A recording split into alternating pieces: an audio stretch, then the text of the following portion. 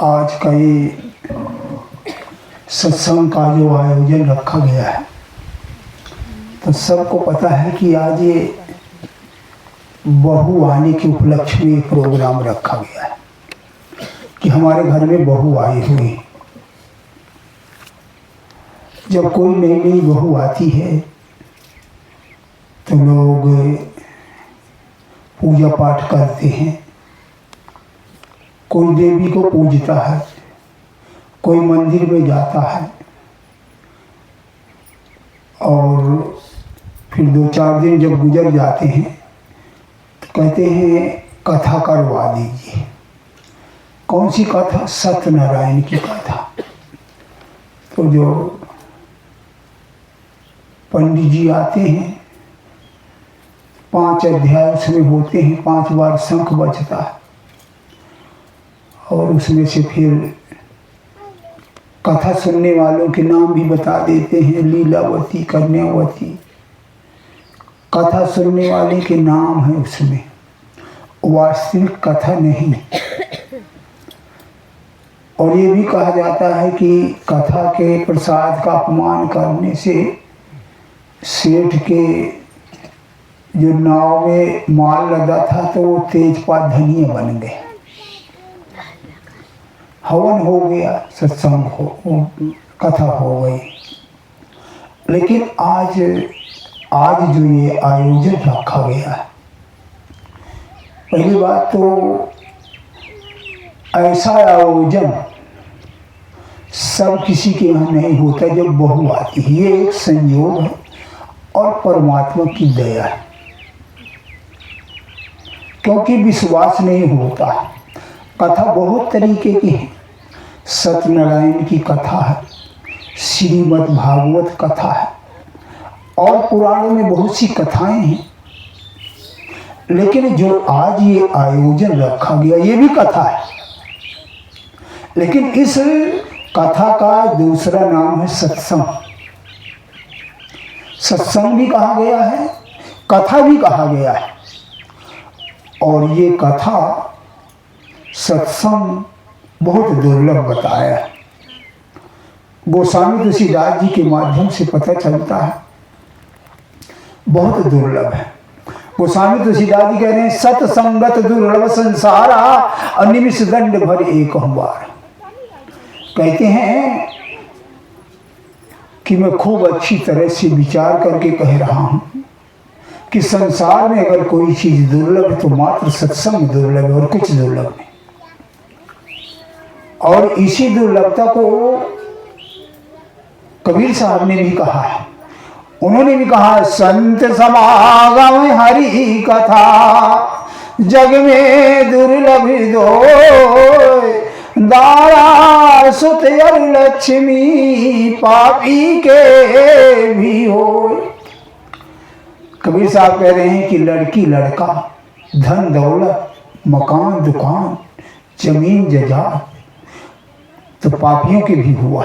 जैसे रावण, कंस है, हिरण्यकश्यप है, कौरव, दुर्योधन वगैरह, इनके सब कुछ था।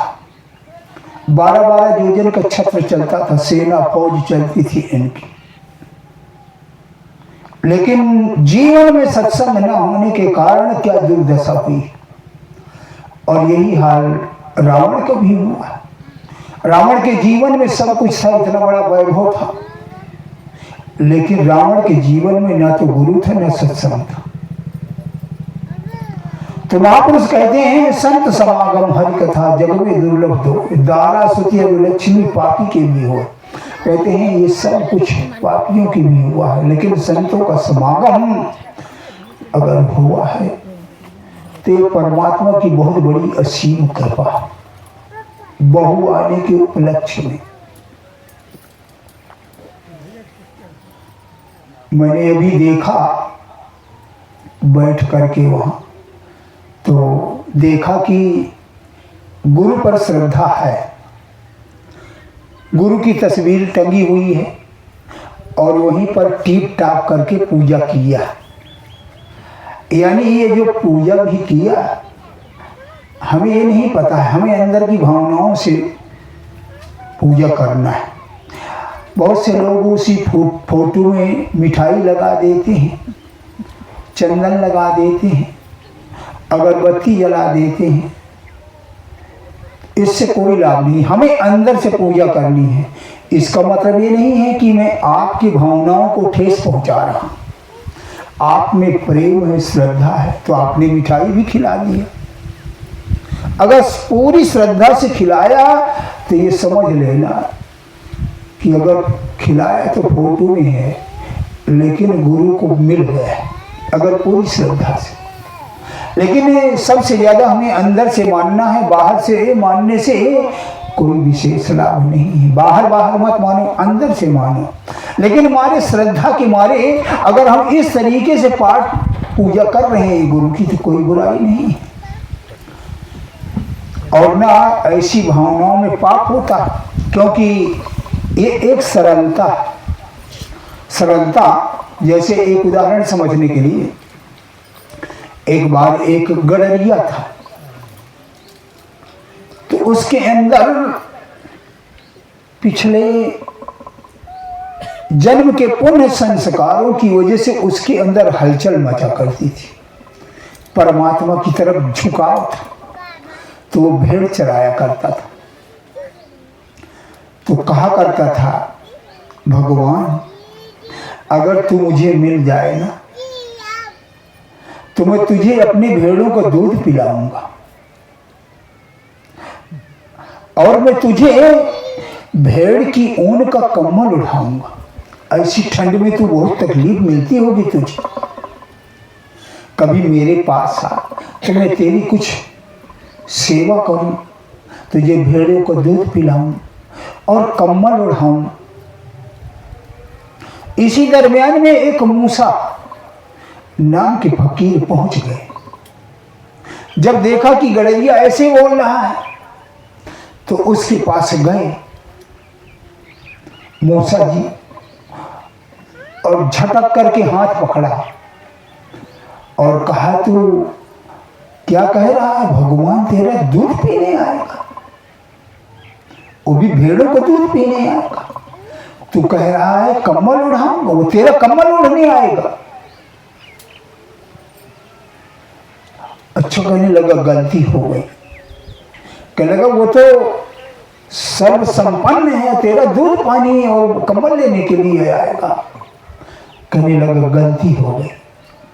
इतना कह करके मूसा जी आगे चले गए, रोने लगा और कहने लगे, हे परमात्मा, मुझे नहीं मालूम था, मुझसे गलती हो गई, मुझे क्षमा कर देना। बहुत बड़ी गलती हो गई, मुझे नहीं मालूम था कि तू भेड़ का दूध नहीं पीता, मुझसे बहुत बड़ी गलती हो गई। मुझे नहीं मालूम कि तू मखमल के गद्दे में सोने वाला, तू कम्बल भेड़ की कम्बल ओढ़ेगा। अपनी गलती को स्वीकार करके मान करके रोने लगा। वहीं पर आवाज आई, ए पाल, ए गडरिया, मैं तेरा दूध भी पीऊंगा और तेरा कम्बल भी ओढ़ूंगा। कहने का भाव ये है, अगर हमारी सच्ची श्रद्धा है सतगुरु के प्रति, और उसके लिए हम जो कुछ भी करेंगे तो हमारी पूजा बन जाएगी। और गुरु की पूजा सब कोई नहीं करता। गुरु की अगर पूजा हो जाए और दिल से हो जाए, तो ये समझ ले जितने भी संसार में देवी देवता हैं सबकी पूजा हो गई, किसी की पूजा करने की जरूरत नहीं।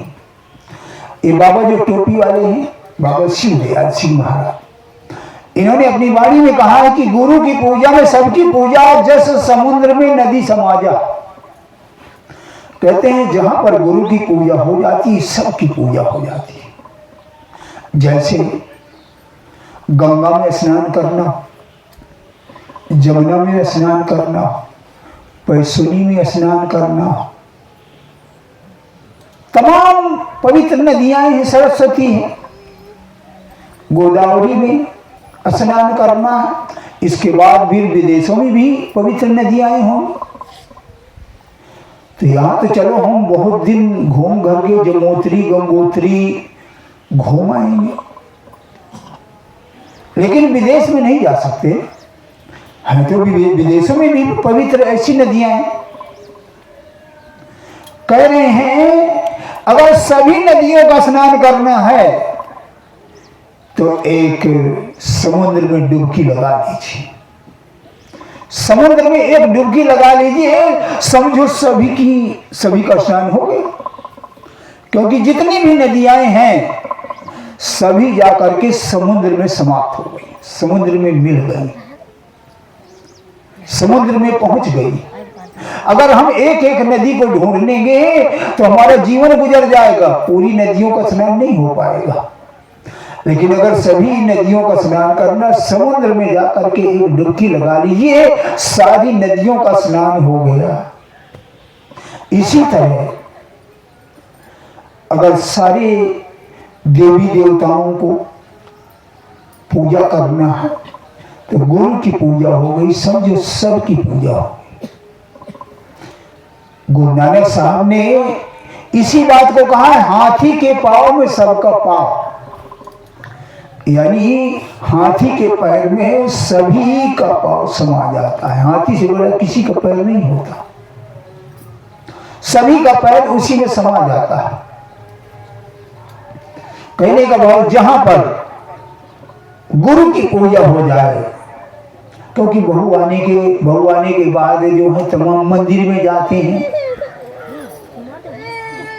कोई मंदिर में जाता है, कोई कहीं जाता है, कोई कहीं जाता है, लेकिन बुरा न मानना, ये सब नकली पूजा, ये सब नकली पूजा। एक बार इसी तरह नई बहू आई थी तो अच्छे घर की आई हुई थी, उसके घर में सत्संग हुआ करता था। तो बहू को मालूम था कि ये सब नकली पूजा है, लेकिन उसकी सास बड़ी तेज तर्रार थी। कहने लगी चल अभी आई है, वहां उस मंदिर में भी चलना, उस मंदिर में भी चलना है, उस मढ़ी मसानी में भी चलना है। अब सास का कहना मानने पड़े। तो जब वो मंदिर में गई तो कहा यहाँ टिपकी लगा दे, यहाँ सिंदूर चढ़ा दे, यहाँ न्यूज चढ़ा दे, यहाँ कर रही है बोल रही है चढ़ा दे। तो वो सब करती रही विचार। तो किसी मंदिर में कुछ नक्काशी कर देते हैं, शेर वगैरह की मूर्ति बना देते हैं, देखा ना, शेर वगैरह की। तब जब वो अंदर से पूजा पाठ करके निकली और जैसे शेर की तरफ देखा बहू, तो मुंह फाड़े हुई तस्वीर बनी हुई थी। तो जैसे उसे देखा एकदम भाग खड़ी हुई और साथ से लिपट गई। कहने की क्या होगा? अब ये शेर मुझे खा जाएगा, ये शेर मुझे खा जाएगा, बताओ मम्मी, ये शेर मुझे खा जाएगा। करे कहा देख ये नकली शेर है, नकली शेर है, पत्थर सीमेंट का शेर है, तो इसे डर रही है। कहने लगी मम्मी जी वही तो मैं भी कहना चाहती हूँ कि ये जो नकली देवी बैठी है ये भी तो सीमेंट मूर्ति की है, ये कौन सी असली है? इसके पूजा करने से क्या होगा? कहने का भाव ये है, फिर वही बात कि जहां पर गुरु की पूजा हो जाए, जहां पर गुरु की पूजा हो जाए, समझ लो सारे देवी देवताओं का पूजा हो गया। क्योंकि गुरु कोई शरीर नहीं है, गुरु कोई शरीर नहीं है, गुरु ईश्वरी तत्व है। गुरु ईश्वरी तत्व है, गुरु तत्व है जो सबसे श्रेष्ठ है। ये बात है कि वो गुरु तत्व किसी शरीर में काम करने लग जाता है तो वो बोलता चालता परमेश्वर भी कह दिया जाता है। इसलिए कहा गुरु ब्रह्मा गुरु विष्णु गुरुदेव महेश्वरा गुरु साक्षात परम ब्रह्म तस्मै श्री गुरुवे नमः। अखंड मंडलाकारं व्याप्तम अयं चराचरं तत्पदं दर्शितम अयं तस्मै श्री गुरुवे नमः। ध्यान मूलम गुरु रूपम पूजा मूलम गुरु पादुकम मंत्र मूलम गुरु वाक्यम मोक्ष मूलम गुरु कृपा। गुरु पावर है, जिसके लिए गोस्वामी तुलसीदास जी ने कहा बिन पग चले सुनहि बिन कहना, अकर बिन कर्म करहि विधि नाना। बगैर हाथ के सब कर देता है, बगैर जीभ के बोल देता है, बगैर पैर के चल देता है, बगैर आंख के सब देखता है। वो पावर, हम उस पावर से बच नहीं सकते। तो आज ये गुरु की पूजा भी है और कथा भी है। कथा आज समझ लीजिए, श्रीमद् भागवत कथा, सत्यनारायण व्रत कथा किताबें मिलती हैं, उनको पढ़ लिया, सुना दिया, वो कथा हो गई। लेकिन कथा तो वो भी है, लेकिन ये कथा कुछ और ही है। ये कथा कुछ और ही है। इसे सत्संग भी कहा, कथा भी कहा है। इसलिए ये वो कथा है कि अगर हम इसे हृदय से सुन लेना, हृदय से, पहली बात अगर हृदय से सुन ले तो सारे पाप जल के खाक हो जाए, सारे पाप जल के खाक हो। जब हृदय से, खाली कानों से, कानों तक गया, अंदर न धंसा तो नहीं, हृदय से सुन लिया तो सारे पाप जल के खाक हो जाएंगे। बहुत सारे प्रमाण मिलते हैं, महापुरुषों की वाणियां मिलती हैं। मुसलमान फकीरों ने कहा है हम नसीनी सा तब ये औलिया बेहतर, हम नसीनी सा तब ये औलिया। उन्होंने कहा है कि अगर थोड़ी देर के लिए अगर हम परमात्मा की, उस खुदा की चर्चा सुन ले तो करोड़ों पाप जल के खाक हो जाएंगे। एक साहजबाई हुई है, उन्होंने छिन शब्द का प्रयोग किया। छिन, जैसे हम कहते हैं ए लल्ला कितनी देर आएगा, ए दादू कितनी देर आएगा, तो दादू कहते हैं छिन में आया, छिन में। तो साहजबाई छिन शब्द का प्रयोग कर रही हैं। वो कह रही हैं अगर छिन भर का, अगर कहीं छिन भर का सत्संग मिल जाए महापुरुषों का तो सारे पाप जल के खाक हो जाएंगे। वो कह रही साधु संग छिने एक को पुण्य न वर्णो जाए, अरति उपजय हरि नाम सो सबही पाप विलाय। कहते कहीं छिन भर का सत्संग मिल जाए ना तो सारे पाप जल के खत्म हो जाएंगे और परमात्मा की तरफ भक्ति करने का मन बन जाएगा। इसी बात को गोस्वामी तुलसीदास जी कह रहे हैं, एक घड़ी आधी घड़ी आधी से बुनियाद, तुलसी संगत साल की कटे कोटे। सत्संग से हमारा मुंह परमात्मा की तरफ हो जाता है और परमात्मा की तरफ मुंह होते ही गोस्वामी जी एक जगह कह रहे हैं कि सर्व गहो जीव मोह वही अकोट जन्म अघनासों तवही। कहते हैं मेरी तरफ अगर तेरा मुंह हो गया है तो करोड़ों जन्म के पापों को जला के खत्म कर। सत्संग वो पावर है, ये कथा वो पावर है। कभी कभी मन में भ्रम हो जाता कि कहाँ कथा कहाँ सत्संग, कहाँ कथा कहाँ सत्संग, लेकिन नहीं, कथा और सत्संग कई जगह है। सत्संग को कथा कह करके बयान किया गया है। उदाहरण के लिए समझने के लिए, एक बार कबीर साहब के प्रमुख शिष्य धर्मदास, धनी धर्मदास बांधवगढ़ में मुकाम किए हुए थे, ठहरे हुए थे। तो वहीं पर कहीं से कबीर साहब आ गए, उनके गुरु गदगद हो गए। वहीं पर वाणी बताती है, धनी धर्मदास ने कहा एक बार बांधवगढ़ धामा, धर्मदास जहाँ किए मुकामा, गुरु कबीर तह आन बिराजे। कथा प्रसंग, कथा का नाम आ गया ना, कथा प्रसंग मनोरम छाजे। और धर्मदास जी कहते पावन कथा परम सुखदाई और धर्मन के अतिशय मन भाई। जब उन्होंने सत्संग रूपी कथा फरमाना शुरू किया तो धनी धर्मदास जी महाराज गदगद हो गए, भाव विभोर हो गए। पावन कथा परम सुखदाई, धर्मन के अतिशय मन भाई। मानो ऐसे लग रहा था कि अमृत के घूंट पी रहे हैं। और जब हम हकीकत में सत्संग को सुनते हैं, सत्संग को जब हम सुनते हैं हृदय से, तो हमारे दिल दिमाग से सब कुछ निकल जाता है, मात्र सत्संग रह जाता है। और ऐसी अवस्था आ जाएगा, ऐसी अवस्था अगर आ गई तो कहा है कि कई युगों तक दिखावटी तपस्या किया, उसकी तुलना नहीं हो सकती। अगर ऐसी अवस्था आ जाए सुनते सुनते, तो मैं तो यही कहूंगा कि ये जो बहू आई है जरूर कुछ न कुछ संस्कार लेकर के आई होगी,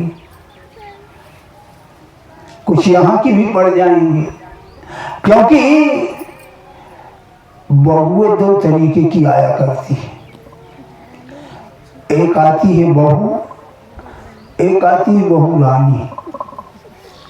तो जो बहू आती है तो अच्छे संस्कार लाती है, और जो बहू रानी आती है तो वो कार लाती है, यानी दहेज।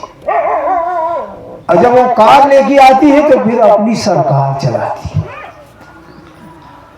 और जब अपनी सरकार चलाएगी तो अपने पति को ऐसे पट्टी पढ़ाएगी, ऐसे पट्टी पढ़ाएगी कि कुछ ही दिनों में घर नर्क बन जाएगा, कार वाली। और अगर संस्कार वाली आ गई, संस्कार वाली बहू आ गई, तो अपने पति को पट्टी नहीं पढ़ाएगी, पाठ पढ़ाएगी।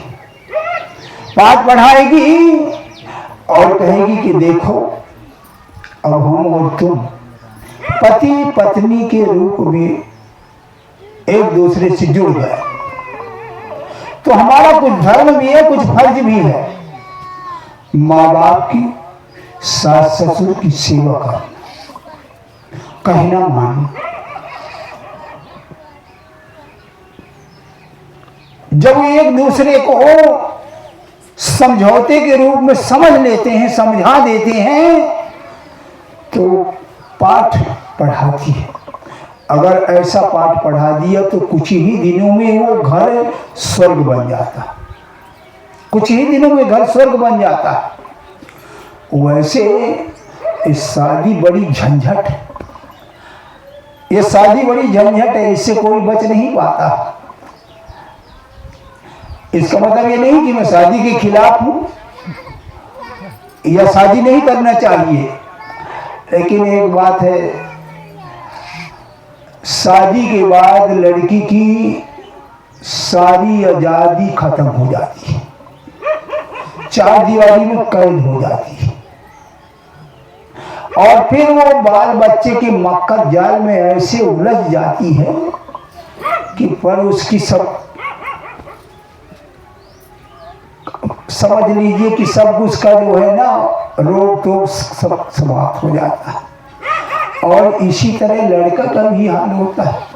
लड़के का तो और समझ में नहीं आता, लड़की की तो हम पहचान कर लेते हैं कि इसकी शादी हुई है कि नहीं हुई। कैसे हम पहचान लेते हैं लड़की की कि इसकी शादी हो गई? पहली बात तो मांग में सिंदूर होगा, पैर में बिछिया होगी, उंदरी मुंदरी तमाम होंगी, तो समझ जाते हैं कि इसकी शादी हो गई। लेकिन लड़का को नहीं समझ पाते हैं, लड़का को कोई जो मरी समझ पाता, लड़के को कोई जो मरी आदमी समझ जाएगा कि इसकी शादी हो गई। क्यों? वो एकांत में जाएगा, ऐसे बैठ जाएगा, सोचेगा शादी हो गई है, अब क्या बिजनेस करना है, कैसी कमाई करना, उसकी भी सारी पॉलिटिक्स खत्म हो जाती है। और फिर वही वाली बात हो जाती है कि 3 चीज याद रखो, नून तेल लकड़ी, फिर ये हाल हो जाता है। इस तरह फंस जाते हैं। लेकिन कभी कभी बहुत बार हम शादी करने जाते हैं तो कहते हैं लड़की को गुण बिचरवा लो, लड़का को गुण बिचरवा लो।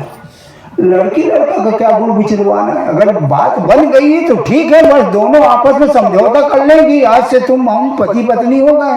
अगर तुम्हें गुण ही बिचरवाना है, अगर गुण ही बिचरवाना है तो पता किसके बिचरवाना चाहिए?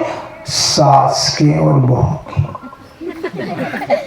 सास बहू के गुण बिचरवाना चाहिए। क्यों बिचरवाना चाहिए? कि दिन में कई बार इन्हीं का आमना सामना होता है। कई बार अगर इनके गुण ठीक ठाक मिल गए ना तो फिर घर स्वर्ग बन गया, और कहीं इनके गुणों में कहीं गड़बड़ हो गया तो इसलिए तो मैं तो यही कहूंगा कि सास बहू के गुण बिचरवाओ। लड़की लड़का का क्या? लड़की लड़का तो दोनों समझ जाए कि देखो आज से हम तुम दोनों पति पत्नी हो गए और दोनों हम इकट्ठा रहेंगे तो कहीं कहासुनी भी हो जाएगी। तो एक काम करना कि कहीं तुम आग बनो तो मैं पानी बन जाऊं, और अगर कहीं मैं अंगार बनूं तो तुम जल की धार बन जाओ। बस एक गरम हो गया तो एक नरम हो गया, वहीं से समाप्त हो गया झगड़ा। क्योंकि होता रहता है तो तुम्हें इतना समझौता। और जब बहू आ जाए फर्क होता है। जब संस्कार वाली बहू आती है तो बिगड़े हुए घरों को भी संवार देती है। ऐसा भी होता है, बिगड़े हुए घर को भी संवार देती है। एक उदाहरण समझने के लिए, एक बार एक बहू आ गई अच्छे संस्कार वाली, अच्छे संस्कार वाली बहू आई, लेकिन जहां गई तो वो सास बड़ी तीखी थी, लड़ाकू भी थी। तो वो आई नहीं गई बहू, और उसकी सास की सास जिंदा थी। वो जो बहू बन करके आई उसकी सास की अजिया सास वो भी जिंदा थी, और उसकी सास बड़ी खतरनाक थी, गाली गलौज करती थी। जब तक 2-4 जगह लड़ाई झगड़ा न कर ले तब मुझे शांति नहीं मिलती थी। वहां एक और अपनी सास को इतना तंग कर रखा था कि टूटी चारपाई में लिटा देती थी, गंदे बिस्तर, और पुराने जमाने में कुम्हार के बर्तनों से परई नंदवास में खाना खाने देती थी। जब वो बहू आई अच्छे संस्कार वाली थी, सत्संगियों के घर पे, उसने देखा कि अरे यहाँ तो बुजुर्गों का ये हाल, यहाँ बुजुर्गों को ये अजिया सास को माता रूपी जो सास है अजिया सास, इनकी सेवा करने का बड़ा फल, और यहाँ पर इनकी कदर ऐसी है। जब देखा तो तुरंत जाकर के बैठ गई और मीठी मीठी बातें करने लगी अपनी अजिया सास। नहला दिया, कंघी भी कर दिया, मीठी बात किया। उसके अजिया सास के रोए से दुआएं निकलने लगी कि ये कौन आ गई? कोई देवी आ गई है क्या? ये कोई देवी आई है, कोई लक्ष्मी आई है। रोए से दूसरे दिन फिर गई।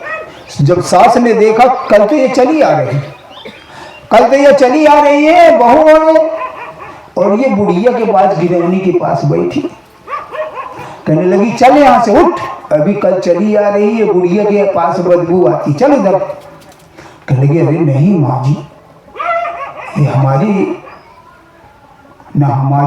तो और बड़ी माता हो गई, तुम्हारे लिए ये सास है।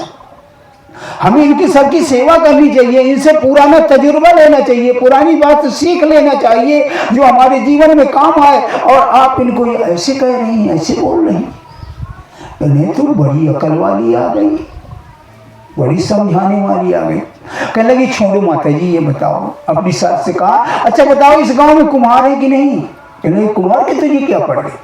कहने लगी इसलिए तुम्हारे घर में यही रिवाज है, और इसको नंदुआ में पानी दिया जा रहा है, परई में खाना दिया जा रहा है, और कहीं ये टूट गए तो मैं तुम्हारे लिए कहां से लाऊंगी, तुम्हारे लिए कहां से लेकर के आऊंगी? माथा ठनक गया कि अरे ये तो मेरा इंतजाम पहले से सोचने लगी कि मेरा भी यही हाल होगा कि नंदुआ में पानी, परई में भोजन पानी मिलेगा, उसका दिमाग ठनक गया, उसे होश आ गया। कहने लगा कोई बात नहीं बेटा, अच्छा इसी की सेवा किया। उसी दिन से उसके बिस्तर बदल गए, बिस्तर बदल गए, कपड़े बदल गए, बर्तन बदल गए। और रोज जो है देवरानी जेठानी के बीच में उनको बढ़िया नहलाया जाए, बीच मचिया में बैठा दिया जाए, पुराने तजुर्बों की बात पूछी जाए, सीखी जाए, उनसे भी हंसी मजाक भी कर। माता जी का उसका भी दिल खुश हो जाए कि हमारे घर में कितनी बढ़िया रौनक आ गई है जब से ये बहू आई। कहने का भाव, जब ऐसी संस्कार वाली बहू आ जाती है तो घर स्वर्ग बन जाता है। और वो अगर 4 दिन के लिए मायके चली जाए ना तो सास ससुर सब तड़प उठते हैं, कब आए कब आए, कितने दिन है, घर सोना लगने लग जाता है। अगर ऐसी बहू संस्कार वाली आ करके अपने मायके चली गई तो ऐसी बहुएं बहुत ही बड़े संस्कार वाले के घरों में आती। और कुछ सासें भी बड़ी नकलची होती है, लेकिन जब बहू आती है तो उसके दूसरे ढंग से सही कर देती। कैसे, उदाहरण समझने के लिए, एक बहू आई थी, बड़ी लड़ाका थी। जब तक वो बहू से न लड़ ले तब तक उसे चैन नहीं आता था। लेकिन बहू बहुत समझदार थी, कभी कुछ नहीं बोलती, उसकी सहती थी, बहुत गाली गलौज करती थी। जब तक सैकड़ों गाली न देती थी उसको चैन नहीं आती थी। एक दिन एक पड़ोसन आ गई और कहने लगी, देख ये गऊ जैसी बहू जो है ना, इसको तो रोज गाली गलौज करती है, रोज गाली देती है। अगर तुझे लड़ना है ना तो मुझसे लड़। अगर तू ये कहेगी एक सांस में मैं 100 गाली दूंगी तो ये पता चलेगा। बताओ, ये गऊ जैसी बहू को तू परेशान करती। काफी बार कहा सुनी कर दिया। इतने में वो बहू बोली, कहते खबरदार से, खबरदार अगर मेरी सासू को ऐसे कुछ कहा ना, कौन अपनी बेटी को नहीं डांटता, कौन अपनी बेटी को नहीं डांटता। अरे मुझे वो कुछ कहती हैं, डांटती हैं तो मेरे भले के लिए, मुझसे जरूर कोई गलती हो जाती है तभी तो डांटती हैं।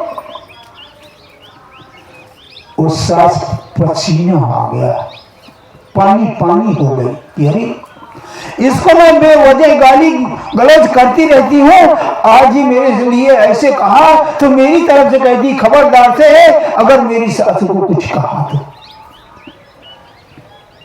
मेरी सासू को कहा तो कभी कभी संस्कार वाली जब बहू आती है तो कई तरीके से समझा देती, और कभी कभी हार भी मान जाती, नहीं रहा जाता, अल्टा पलटी जवाब शुरू हो जाता है, तभी घर बिगड़ जाता है। लेकिन उसमें भी अगर कहते हैं कि एक थाली से, एक हाथ से थाली नहीं बचती है, तो इसमें भी अगर खामोशी आ गई है तो लड़ाका। उदाहरण समझने के लिए, एक बार सास बहू में रोज कहा सुनी हो जाती थी, और बहू जो थी वो कुछ ठीक ठाक घर की थी, सोचने लगी कहाँ में लड़ाई के चक्कर में फंस गई। एक दिन गई डॉक्टर के पास, कहने लगी वैद्य जी मुझे कोई ऐसी दवा बता दो, हमारी सास बहुत गाली गुस्सा करती, रहा नहीं जाता तो मुंह से निकल जाता है, कोई दवा हो तो बताओ। कहने लगी है तो दवा। कहने लगी कितने की? कहने लगी पूरे 100 रुपए की, और भी इतनी बड़ी शीशी है, 100 रुपए की। कहने लगी मैं लूंगी, मेरे पास है, मेरे पास जो है रक्षाबंधन का पैसा रखा हुआ है, मेरे भाइयों में राखी बांधी थी, मेरे पास है, मैं ले लूंगी। कहने ले लोगी तो ले लो, कैसे इसका यूज करना, कैसे इसको पीना है, कैसा परहेज है। कहने लगा देख, जब तेरी सास गाली देना शुरू करे तो इस शीशी से 2 बूंद मुंह में डाल लेना, लेकिन परहेज ये करना चाहिए जितना गाली दे, ना तो इसे घुटकना ना थूकना। अगर इसे थूक दिया, घुटक लिया तो ये काम नहीं करेगी। कहने लगे ठीक है। लेकर के 100 रुपए की आ गई और दूसरे दिन जैसे वो तैयार हुई, कुछ थोड़ा सा डिंगा ढूंढ रही थी, गाली देना शुरू किया। उसे याद आया कि मैं तो डॉक्टर से कल दवा लेकर के आई हूँ। उसने निकाला और 2 बूंद डाल लिया मुंह, ढक्कन बंद करके रख दिया। अब मुंह में डाल लिया, न थूकना न अंदर जाना। अब वो चुप, वो दिए जा रही गाली, दिए जा रही गाली, गाली के ऊपर गाली दिए कि सास सोचने लगी पता नहीं आज इसे क्या हो गया, सांप कैसे सूंघ गए। क्योंकि अगर वो बोलती है तो वो दवाई बाहर चली जाएगी और दवा घुटकनी भी नहीं है। अब वो चुप है। काफी देर तक खूब गाली गलौज किया, पसीना आ गया। फिर सोचने लगी जब ये कुछ बोलते नहीं तो क्या गाली देना, अपने मुंह को दर्द करना। चुप हो गई। 2-3 दिन ऐसे किया, जैसे वो शुरू करे वो दवाई डालने। जब वो चुप ही रह गई तो वो बस अब वो क्या करें, अकेले फटफटाती रहे। उसने भी बंद कर दी। जब ये बोलती नहीं तो गाली देने का क्या। एक दिन और एक पड़ोसी की आ गई बहू। कहने लगी बहन तो ये बताया तुम्हारे घर की गाली गलौज बंद हो गई। कहने लगी मैं डॉक्टर साहब से दवा लाई। कहने लगी मुझे भी दिलवा दे, मेरी सास बड़ी तंग करती। तो वो उसको लेकर के गई। कहने लगी मेरी तो दवा ठीक हो गई, मेरा इलाज पूरा हो गया, लेकिन डॉक्टर साहब ये मेरे पड़ोसी ने, इसका भी यही हाल है, इसका भी यही हाल है और इसे भी दवा दे दीजिए। तो डॉक्टर समझदार था बेचारा, उसने कहा बेटा ये दवा कुछ नहीं, मैंने तुम्हें एक शीशी में पानी दिया था, बता दिया था कि मुंह में डाल लोगी और वो जब गाली देगी और तुम दवा के चक्कर में न थूकोगी न अंदर घुटकोगी तो तुम बोल पाओगी ही नहीं। चुप रहोगी तो थोड़ी रात फूं फां करेगी, अपने आप वो बंद हो जाएगी। ये इस तरीके की कि अगर तुम्हारी सास बोले और कुछ कहे तो तुम चुप हो जाओ। इसलिए मैं यही कहता हूँ कभी कभी जब सत्संग होता है तो सभी लोग आओ, बच्चों को भी लाओ, बच्चियों को भी लाओ। क्योंकि ये जो बच्चियां बैठी हैं एक दिन किसी न किसी दिन इनको भी ससुराल जाना। अगर ससुराल जाने तो कुछ अपने घर से संस्कार लेकर के जाइए, अच्छे संस्कार लेकर के जाइए कि तुम्हारे ससुराल वाले तुम्हें अपने सास को इतना प्यार दो, अपनी इतना प्यार दो कि वो अपने बिटिया का फोन नंबर भूल जाए। इतना प्यार दो अपने सास को। लेकिन सास भी अपने बहू को इतना प्यार दे कि वो अपने मायके का मोबाइल नंबर भूल जाए।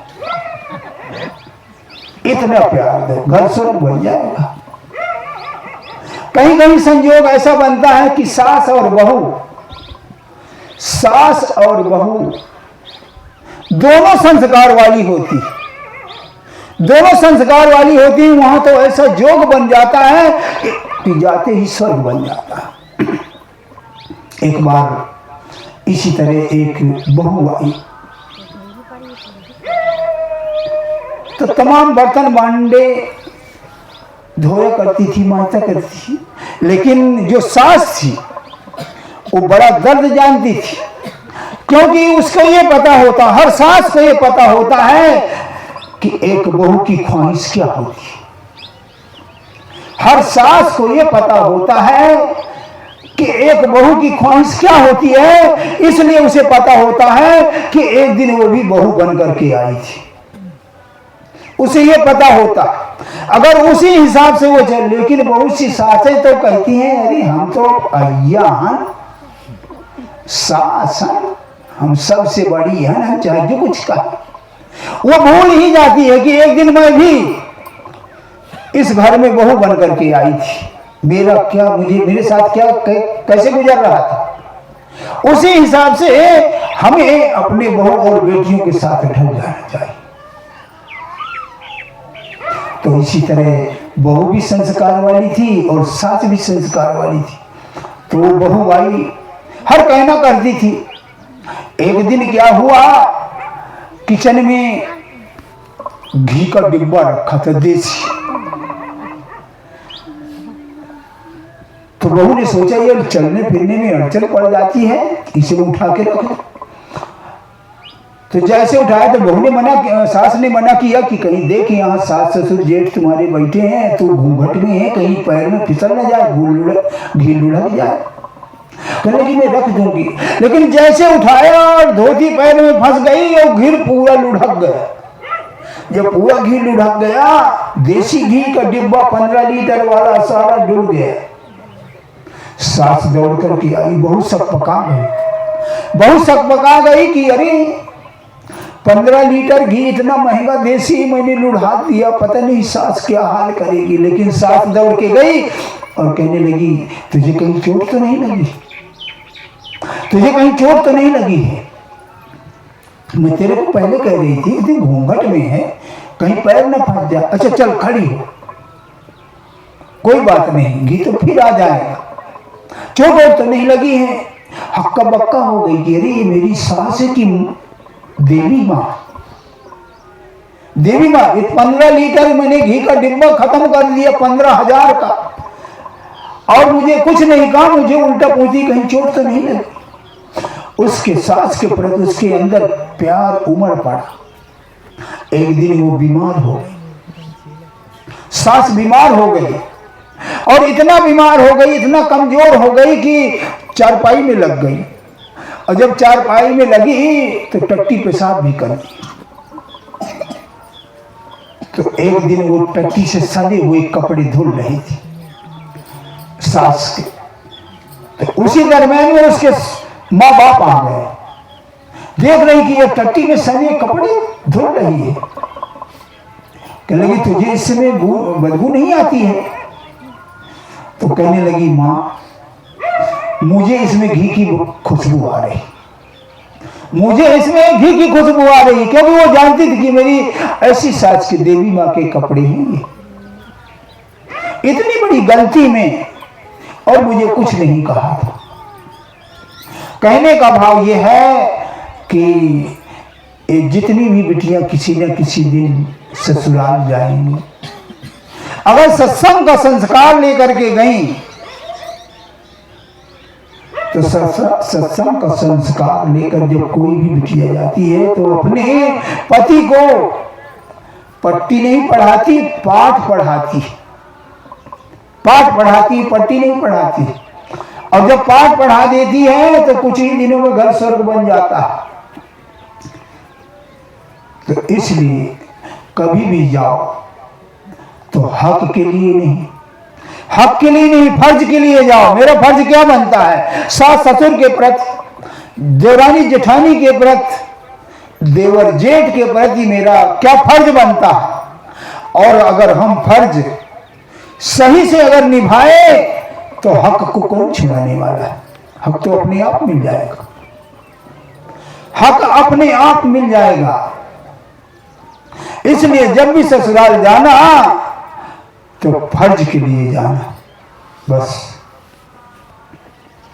और जब घर में जाओ, ससुराल में जाओ, ऐसा माहौल बना दो कि पूरे घर में प्रेम की बहार आ जाए, प्रेम की। और जिस घर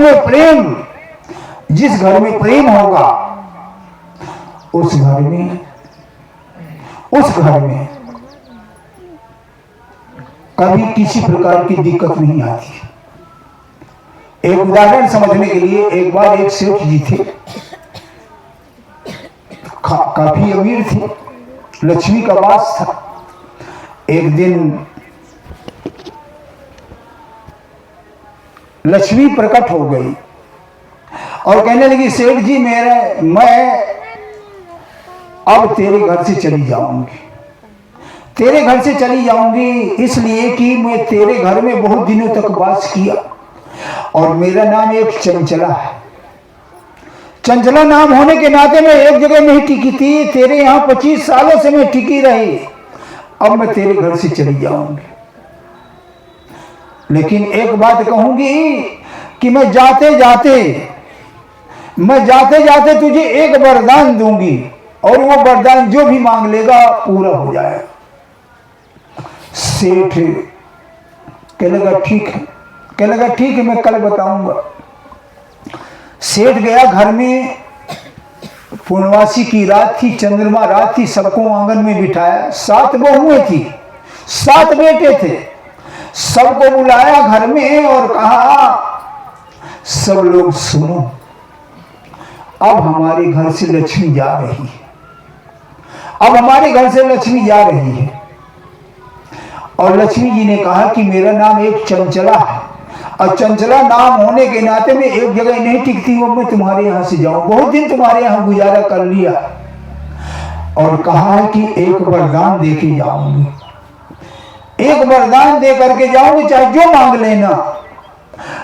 तो कहने लगा सभी लोग तुम बताओ, सभी लोग बताओ क्या मांगना है लक्ष्मी से। तो कोई कहता है 1 बोरा नोट मांग लो, कोई कहता है 4-5 मंजिला मकान मांग लो, कोई कहता है दूध घी खाने के लिए गाय भैंस मांग लो। सभी ने अपने अपने राय दिए। एक छोटी वाली बहू थी, वो कुछ नहीं बोली। तो सेठ ने कहा बहू तू भी तो अपनी कुछ सलाह बता। कहने लगा क्या बताऊं, ये सारे देवर जेठ सब बैठे हैं, सब जेठ ही हैं, देवर नहीं, और सब जेठानी है, सबने बता दिया जो आपकी इच्छा हो मांग लो। तो कहने लगी नहीं बेटा तू भी तो अपनी कुछ सलाह मांग, सलाह बता। कहने लगी मैं क्या बताऊं। अरे नहीं कहे कुछ भी बता, शायद क्या बता मन में आ जाए, तेरी सलाह सही लगे। तो कहने लगी छोटी वाली बहू, कहने लगे पिताजी ठीक है, आप दूध खाने के लिए गाय भैंस मांगोगे, कुछ दिनों के बाद 1 2 साल 3 साल 4 साल बाद वो मर जाएगी, खत्म हो जाएगा।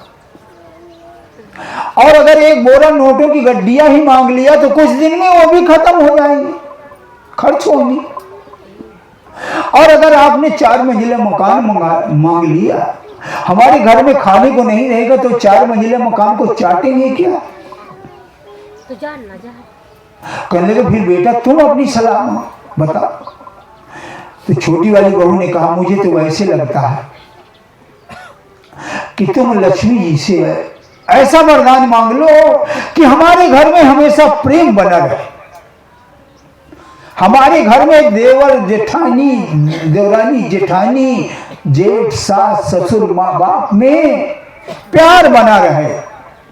और हम सब में अगर प्यार बना रहेगा, प्रेम रहेगा, तो कभी बुरे भी दिन आएंगे, कभी बुरे भी दिन आएंगे, कभी खाने को नहीं रहेगा, और जो भी थोड़ा बनेगा थोड़ा थोड़ा आपस में मिल बांट करके खा लेंगे, तो हमारा समय प्रेम में कट जाएगा। प्रेम एक ऐसी चीज है, प्रेम ऐसी ताकत है जो परमात्मा को प्यारा भी है, जो परमात्मा को प्यारा है, जिसके लिए कहा है गोस्वामी तुलसीदास आदि के माध्यम से राम ही केवल प्रेम प्यारा, और जान ले सो जाने हारा।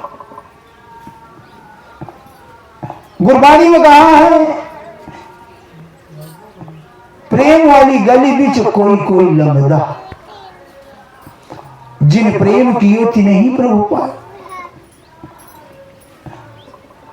और इस्लाम धर्म में भी कहा खुदा कहता है मोहब्बत मेरी इबादत है, जिसके ख्वाब की ताबीर जन्नत है, फूल है खुशबू है दरिया की खानी है, आदम और हवा की निशानी है। और बाइबल में कहा लव इज गॉड, यानी प्रेम ही परमात्मा है। कहने लगे बस लक्ष्मी से प्रेम मांग लीजिए। प्रेम से अगर हम सब लोग रहेंगे तो कोई भी मुसीबत आएगी, कभी दिक्कत आएगी, तंगी आएगी, तो वो हम सब लोग प्रेम में रहेंगे तो हमें वो खलेगी नहीं। सेठ के मन में बात जच गई कि बहुत सही कह रहे, प्रेम ही मांगना ठीक है। सुबह नहा धो करके गया सेठ और दुकान में तैयार हुआ और लक्ष्मी का आवाहन हुआ। लक्ष्मी आकर के प्रकट हो गई और कहने लगी बोल सेठ क्या चाहिए, क्या चाहिए? कहने लगे बस कुछ नहीं चाहिए। कहने लगे कुछ मांग।